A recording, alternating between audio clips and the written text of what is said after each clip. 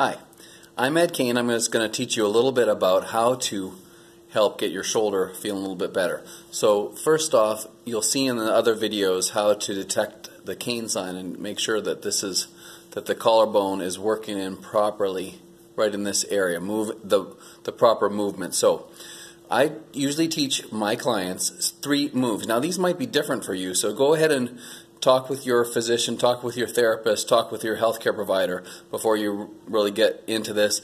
And by the way, my motto is less pain, more gain. So if you're doing something and it's painful, I do not recommend it.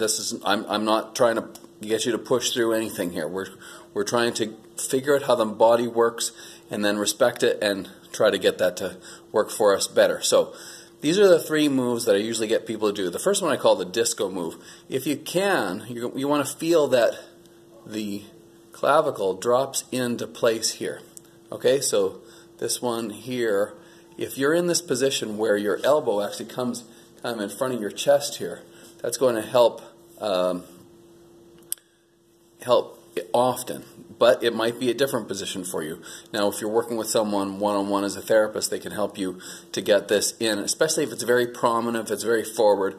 But check out the other video to see what about the Kaine sign and see how you can actually determine what level this is and what your chances are or how fast you can develop that back again. But in the meantime, find a position that's comfortable, right?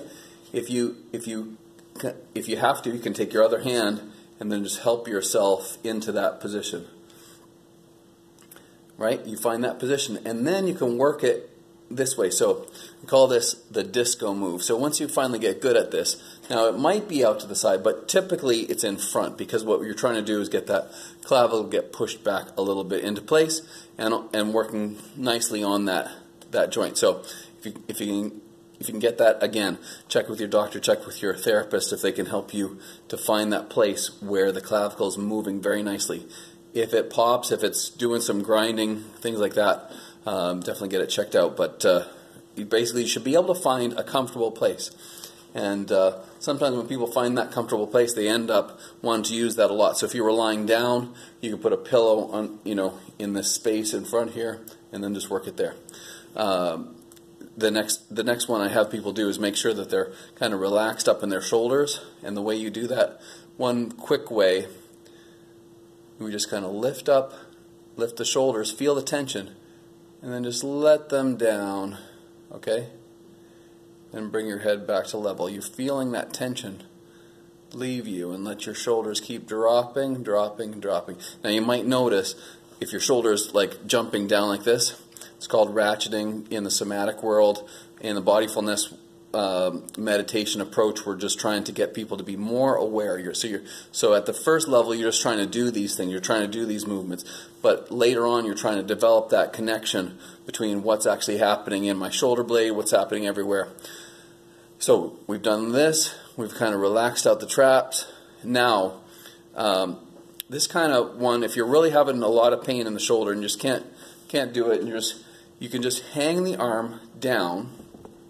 Okay, so position this a little bit better for you. Just hang it down, okay, and then you're going to move into the different positions as if a clock was on the top of my shoulder here. And I'm going to move forward towards 12 o'clock.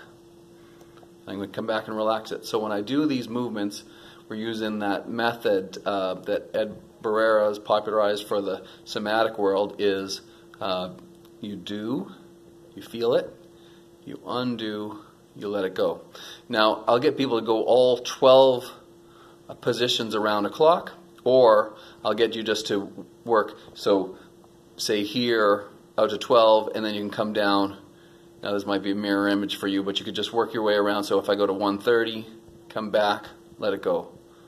Each time, it's the letting off that's the most important. You feel those muscles that are working to relax, and that's the key.